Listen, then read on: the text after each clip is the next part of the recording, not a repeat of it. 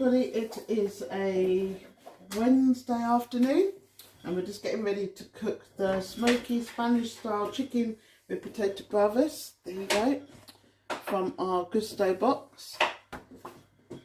So you'll need 2 red onions, 2 tomatoes, 2 garlic cloves, 6 potatoes, 4 chicken breasts, 4 teaspoons smoked paprika, 2 red peppers, 2 yellow peppers, 32 grams of tomato paste, 100 mils of mayonnaise, teaspoon of dried chili flakes and 4 teaspoons of ground coriander. That's for 4 people, half that for 2 people. So to start with, Carla's in the corner making the potatoes, or getting the potatoes ready. Preheat oven to 200 fan or 220, so we're no longer got a fan oven, so 220. Cut open your chicken and let it breathe. So get some scissors. Right, chicken is in my little red pot. I will just make a slit in the top just to let the chicken breathe. Okay, which we do freeze the meat straight away and then take it out the night before for whatever we're using it for. Then cut the potato skins on into cubes, peeling. No, so skins on saves even more time. So there you go. So yep. Potato cubes to an oven tray with a drizzle of vegetable oil with salt and pepper. Put in the oven for 25 to 30 minutes. That's the crispy potatoes. In the meantime, de-seed the peppers, peel and roughly slice the red onion and add them to a tray. They go in the oven as well for 20 minutes. That's the roasted veg. And while it's cooking, boil half a kettle of water, dice the tomatoes, grate and peel the garlic, or peel and grate the garlic, and do the rest. So I'm actually going to boil the kettle and get the stock ready. Right. Fill the kettle up. So before I put the potatoes in, they're all nicely cubed, salt and peppered with a drizzle of vegetable oil. So there you go, into the oven. Ready. Got my chopping board to now get the veg all done. So everything comes from Gousto, as you can see. Really nice peppers. Forgot what they were called then. Red onions and the tomatoes. They've all been washed. Apart from the onions, which I'll wash in a second. And I'm just going to get ready to chop them up. Like I said, first I will make the stock. So it is 200 mils of boiling water. Add the chili flakes and some tomato stock. So they have sent 2 packets of tomato paste that will go in, and then it's the chili flakes. Now they're chili flakes. If I hold it really close, you might be able to. The lighting really bad, but they are little chili flakes. There you go. If I hold it that way, they are really, really hot. Now it says to add a teaspoon, so I've got 2 packets of half a teaspoon each. We can't eat it, even though we like hot, spicy, peppery food. They are so strong. So out of these 2 packets, we will use a few flakes out of 1. Yeah. So I'll add that with the boiling, 200 mils of boiling water, and that is the spicy stock. Remember, everything I'm saying to 200 mils of water, half if it's for 2 people. This is because I'm cooking for 4. And actually, this actually can do 5 people, but it's what I'm doing for 4 today. So I should just get my boiling water and I should be back. I hope you're all managing to stay warm because it is freezing. Last night went down to -4 and it was a really hard ice on the windscreens of the cars this morning. But it warmed up when the sun came out a little, but as soon as it started to set, it's gone really cold again. So all the heat is on. So that's one of the packets of tomato paste. in the 200 mils of water. And this is the second packet to go in. Okay, I'll get all of that out. Like I said, I will not be adding all of the chili flakes because it's just too hot, and it'll be a couple of flakes. That's it. We do keep the chili flakes for any time we have another recipe and we're not actually doing a Gousto or something and we want to add a few chili flakes, so they won't waste. I will just get a fork. There we go, and just give that a little mix up to make sure everything's mixed in, and put it to one side. So that is the tomato stock ready, and in the meantime I will get ready to start doing the veg. So normally Carl does all the chopping, but he's got an errand to run, so he's doing that for me. I have my stool behind because my MS and my cordicorn is really playing up today, so I will be sitting down quite a bit. But in the meantime, I shall de-seed and scrape the seed and the pith out the peppers and cut into thick strips. There you go. So you can see. So just basically getting rid of the top and the bottom of the pepper.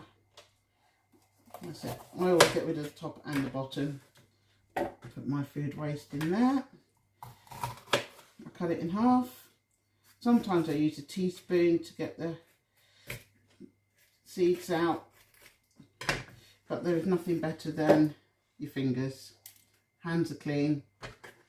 Like I said, I always say I'm cooking for family, but hands are thoroughly washed. My hands are always in water. I'm being very brave today, and I'm using Carl's very sharp knife. He's just sharpened. Basically, once I've taken all the pith and the seeds out, cut into slices because they are going in the oven to go as roast. So just slices like that. And I shall get on and get all the rest of the veg all sliced and prepared and ready to go in the oven. So the vegetables are all, I've got to stop saying so, the vegetables are all chopped. So that's the onions, the red peppers. It does say 2 red, 2 green, but they sent 4 reds because obviously the greens weren't, not greens, yellows. 2 yellows, 2 reds. So obviously the yellows, they didn't feel good enough, so they sent 4 reds. So they're chopped up with a bit of olive oil, salt and pepper in the oven. So I've also, while I was doing that, chopped and diced the tomatoes. So the next step was to do the tomatoes, which are done. Get the garlic, which, as you know, garlic's frozen in cubes, ready to go. I've already made the stock. So heat a pot with a drizzle of vegetable oil. And the medium heat, add the diced tomatoes, pinch of salt and a pinch of sugar for 4 minutes. And add the tomato stock and then leave that to thicken. So I will get myself a saucepan and do that now. Don't need a massive pan for this. It's only 200 mils of liquid. So I will get my little splash of vegetable oil. So just a drizzle. You don't want it swimming in grease. Let's get myself a tissue. And leave that to get hot on the medium heat. So I shall put that on number 4. And the garlic's ready. And I'll just wait for that to heat up and go on to the next step. I'm waiting for that to heat up. I will make my dry rub. So I'll just put my pot over there. I'll make my dry rub ready for the chicken.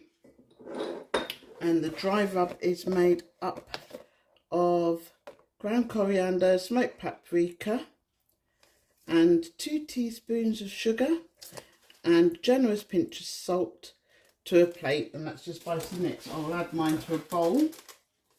I shall open the smoked paprika.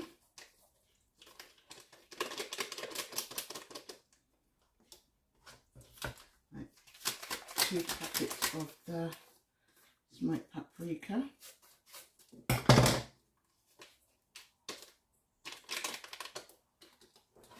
And the ground coriander. With 2 packets of ground coriander.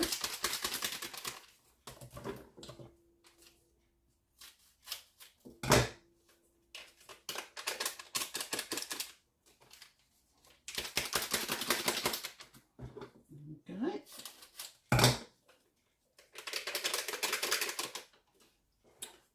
And then 2 teaspoons of sugar.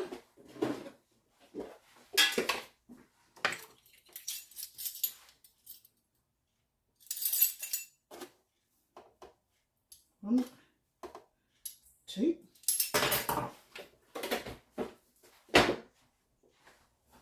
And then it says a generous pinch of salt. So this is low salt, so I can actually add quite a bit. There you go. Now, what's not in the recipe is my seasoned oil. Available from all West Indian food shops. Not the same as the one you get in the supermarket that says all-purpose seasoning. Not at all. I'll add 1.5 teaspoons, maybe 2 teaspoons that was, into that because we add it to everything. Just give that a quick toss like that. That's ready. Now that is hot, I'll just put my dry rub over there. I will add in the diced tomatoes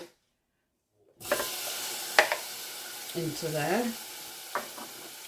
along with salt and sugar, which I've already got here. So it's a pinch of salt, pinch of sugar, which I already had in there, and wait for the tomatoes to break down a little bit. When they've broken down a bit, I'll add the spicy tomato stock, and that makes the bravas sauce. And in that sauce, actually, I will add 1 of my cubes of garlic. I know it doesn't say to, but that's what I am going to do. Because that's what I like. I like garlic a lot.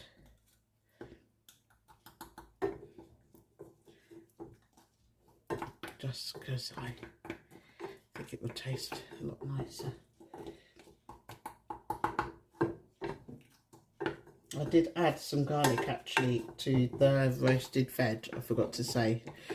Yes, so there is garlic in the roasted veg. Not a lot, just a little tiny, just half a clove maybe, grated over the top. I'm just waiting for my tomatoes to break down a bit. Right, while they are breaking down, I'm going to add my chicken breasts to the dry rub. I shall add them into there. I always find it easier, I know the recipe says add to a plate. I always find it easier to add to a bowl when I'm doing anything that needs coating. Simply because I think that it, I don't know, it doesn't make so much mess, and you can give it a really good stir around and make sure everything is coated without chucking it everywhere.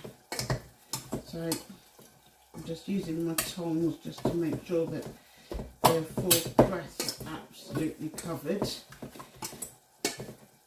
in the dry rub, which they are, and I will put to one side.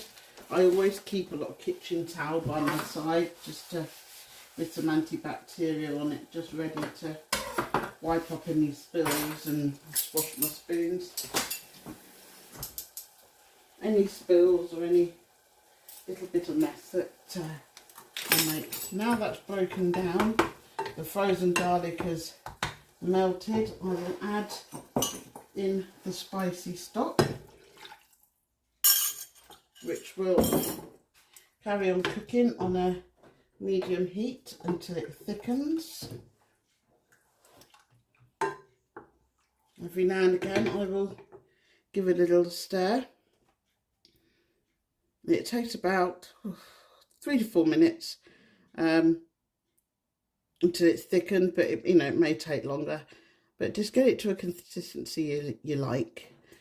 And in the meantime, I will get my wok. We use this for the majority of our cooking. This is my stock pot, or my dad's Dutchy pot. It depends what I'm cooking. But in my wok, I will add in a generous drizzle of vegetable oil and put that on to heat, ready for the chicken. Right, you won't be able to see, but I will show you in a second. I am just chopping up the remaining garlic, and because it's been frozen, it just literally, I can just squash it with the back of my knife. It doesn't really take much chopping. But yeah, I'm just squashing that up so it's into very fine, almost grated, but you can grate it because it's frozen. It will grate really easily. Keeping one eye on my sauce. Okay, it doesn't lose its flavour at all because it's been frozen, but just dicing that up. Now, whenever I'm making anything like a drizzle, topping sauce, anything like when I do my sriracha and mayonnaise, I like to do it most of the time in my little Tupperware cup. Let's put the board over there. In my little Tupperware cup, get a little bit more anti-bac because you can never get enough anti-bac. There we go. We got a Lifebuoy anti-bac from Waitrose shopping last week, and I must admit it smells actually really nice. Antibacterial health, multibacterial botanic tech antibacteria. That one there smells really nice. Does the job like antibacteria does. Just gonna give my sauce a quick stir, make sure it's not catching on the bottle. Like in here. Oh, actually, that's getting nice and hot. So now I can add my Spanish spiced chicken breasts. Oh, no, not enough of a sizzle. So add it till it sizzles. So I will get on with this. So in here is for the mayo part. So you combine the mayo and the chopped garlic with 2 teaspoons of cold water. So I will just get 2 teaspoons of cold water in my little cup. There's 1 and 2. Feel free to add a little more if you feel like you want it a little runnier. Just try and mix them up. Okay, so that's that in there, and a pinch of salt. And the 2 packets of mayo. So just a little pinch of salt. I will add a pinch of ordinary salt in that, not the low salt. And just open the mayonnaise. You'll see why I do it in a cup in a moment. And I'll just empty, give it a good squeeze, get rid of all the mayo, not wasting it. You do get proper Hellmann's mayo. There are other brands out there, but I do like Hellmann's, so I'm very glad that they do give you Hellmann's mayo. But feel free, if you can't use mayo, using the gluten-free version or any other. If you can get this recipe, they do give you a gluten-free. If you're making it not from Gousto, but making it for any other reason. But that's why I put it in a cup, because the water, the sugar, the mayo and the garlic all mixed up in a cup. I haven't got to stand there and stir it. All done, lids on, put to one side, That's ready to go. The sauce is thickening up nicely. And we'll see how the chicken pan is going. There, that's better. Right, we'll add my chicken in. I'll add all 4 bits in this so it's nice and big. There's a bit of the sauce left in the bottom, so I will get that out. Okay, and then we'll start the pan. Get that ready. Let it cook a bit and then turn it over. Right, so the sauce is thickened. You can see it's reduced by about half, so it's thickened, ready to go on the potatoes. The chicken, it's browning nicely with all the spices and sort of like charring a bit. There we go. I'm just making sure that everything's cooked, no pink. And what I tend to do is I tend to cut it open, make the portions a bit smaller. But I can always check then that the middle is cooking, because you know it looks perfectly cooked at the moment, but I can guarantee that there'll be a little bit of pink in the middle if I cut it open. Sorry about the extra noise, as you know, if it's strapped the pan.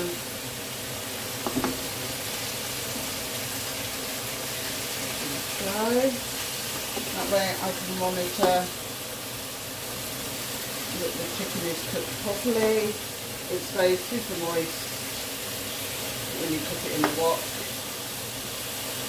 But you know, I'm not going to be sitting down, there's all sitting around the table, and all of a sudden someone tucks into it and someone's got a bit of pink chicken, because that is not how I roll at all. I'm basically now waiting for everything to cook and ready to dish up. The potatoes are nearly there, nearly there. Tomorrow we have Mediterranean style vegetable stew with cheesy potato top. So no meat to go out tonight for tomorrow. And tomorrow's it's shallots, courgettes, tomato paste, a couple of cans of finely chopped tomatoes, vegetable stock, aubergine, grated cheese, potatoes and dry oregano. I'll show you a picture of what tomorrow's looks like. As you can see, all my recipes are in my Gousto folder. So I'm basically just waiting for everything to cook now, and then once it's done, we will dish up. So we're all done. So the potatoes are finished. So we've got the cubey potatoes, tomato sauce is done, the chicken is nicely charred, no pink bits in there, and the veg. The veg is all done. Now the veg could roast down a little more, but I'd like it like that. So, and you know what's coming next? Next is dish up my dad's. He wasn't going to have dinner with us today, but wasn't going to have the same as us today. He was going to sort his own dinner out, but when he heard what we were having, he quickly changed his mind. The other good thing about cooking for my dad as well is that we don't waste any by having too much left over on the Gousto. So it's all good. So I'll dish him up some chicken. So much chicken here. You can see why I said it could do 5 people. Absolutely plenty of chicken. Yeah, for 4 people, there really is. So that's his chicken. I will go over and get him some of the vegetables. I'll put that over the potatoes. Like that. And I will get a spoon and pour him over some of the spicy sauce. And there you go. So that's his, in his dish.